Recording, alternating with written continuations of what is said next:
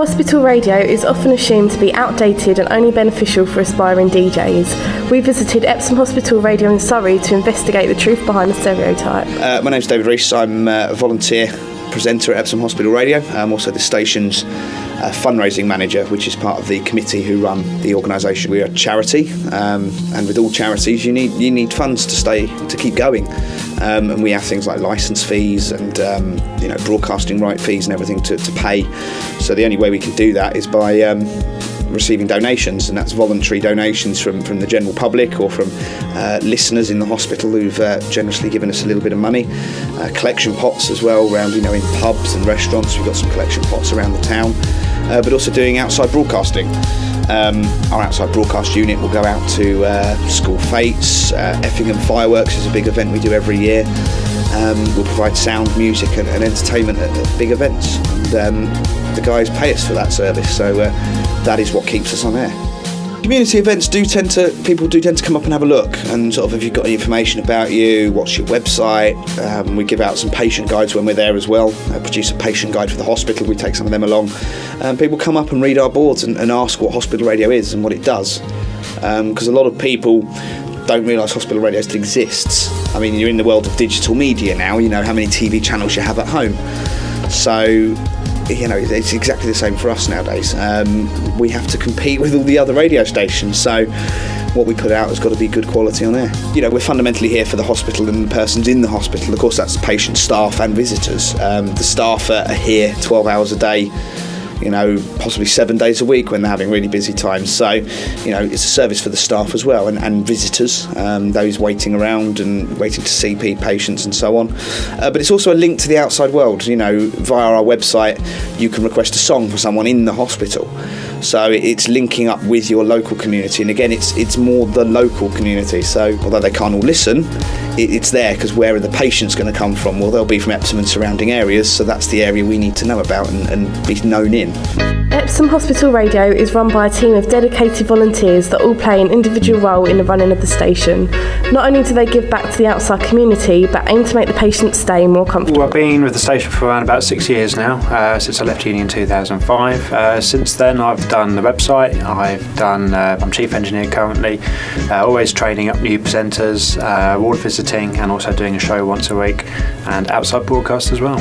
We usually turn up at a sort of school fete or fireworks display or something like that, and we provide the PA. It's like a legal requirement for them to have people to say there's a fire, get out of here. We've never had to do that so far, luckily, but they have to have it there. But it's good, you can interact with people, sort of promote people's stalls or whatever, but at the same time have a bit of fun, run a couple of competitions, and people come up asking for requests and stuff. So it's good to be promoting our station's name as well. And I think it seems only right that we should play what the patients want to hear. I mean, I have a sort of quite a good judge, I think, of what they want to hear, but no one can tell me better than the people up on the wards. So probably 40, 50 and above, up to around about the 80s, I reckon. So if you're playing hits from the 50s to the 80s, I reckon you're aiming in the right sort of area. I do play a couple of more modern songs because you do get younger people in the wards as well, and they have a song played. I mean, when we're doing open evenings, we usually go up to the wards, and it's always after my show, and we visit some patients that have been listening and have requested some songs, and they always seem really happy because they're lonely up on the wards. They're in a ward full of people that they don't know. Their family's allowed to visit for a couple of hours every day, and to hear someone sort of play a song that they want to hear and hopefully be quite friendly on the radio, I think it makes a difference to the patient's day. Hospital radio is a voluntary thing, and I knew that I wasn't going to get any paid work, so that's why I chose Epsom Hospital Radio, and also it's helped me learn. So on a commercial radio station you can't be sort of daring and different. Here you can try out new things, you can see what works and sort of put that into your repertoire. Do you want to pop the news into cut one? More information. That's a great song to end the show on. That was Wham! Last Christmas here on Epsom Hospital Radio, the home of your favourite hits. It's Andy and Terry. And that's it for now. We're almost out of time, I'm afraid, but we'll be back next week, same time, 4 till 6. Hello, I'm Terry McLaren. I've been at Epsom Hospital Radio for 6 months. I'm the newest trainee, I think. I've just finished my training and I'm ready now for my own show, which I'm going to do very soon. What did your training involve?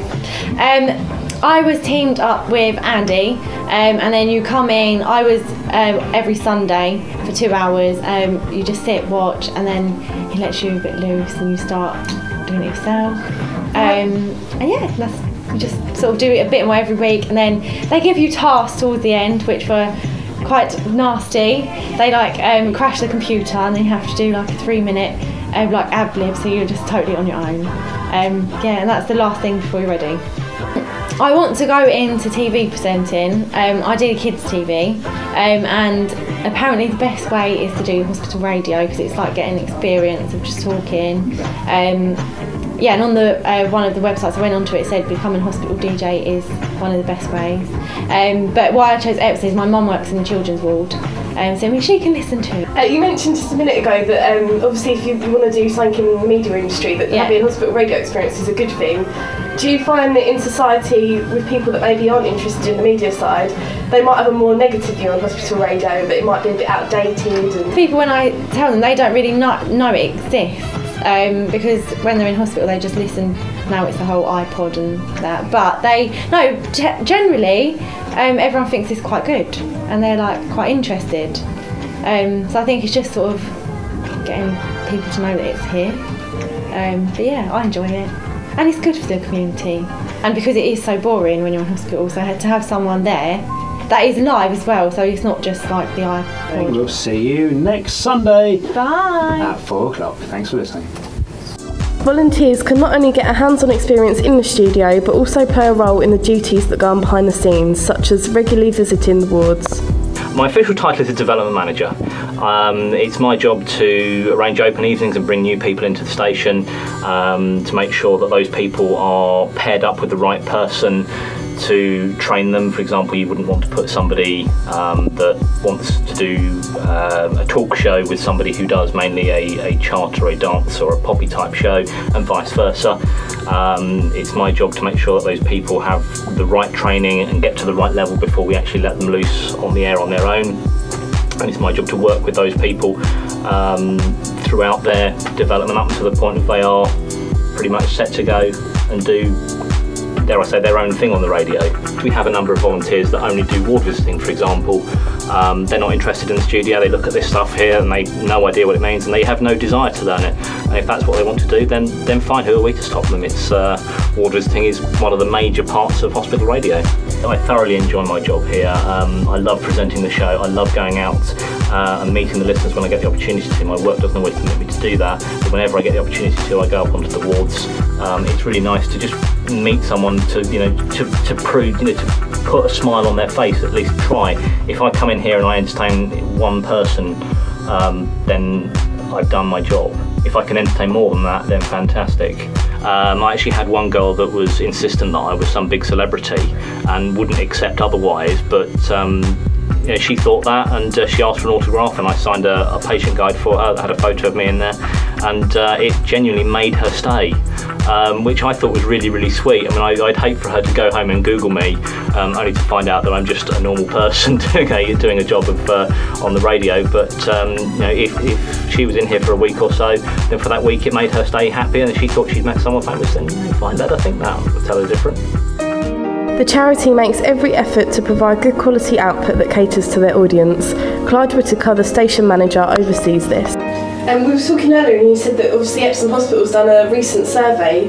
How much has that shown insight to the patients that we're broadcasting to? Do you think it's made Epsom more aware of what they've got to cater to? Or? It was quite enlightening, actually, because we initially hadn't really got a clear view as to what our audience were like. What age range they were, for example, what sort of interests they had, what things they listened to outside hospital, and therefore the kind of things that they would want to hear on the hospital radio here. So we ran a survey here and we interviewed about 150 patients during a couple of years ago. And the first thing that we found that really staggered us was the age of the audience.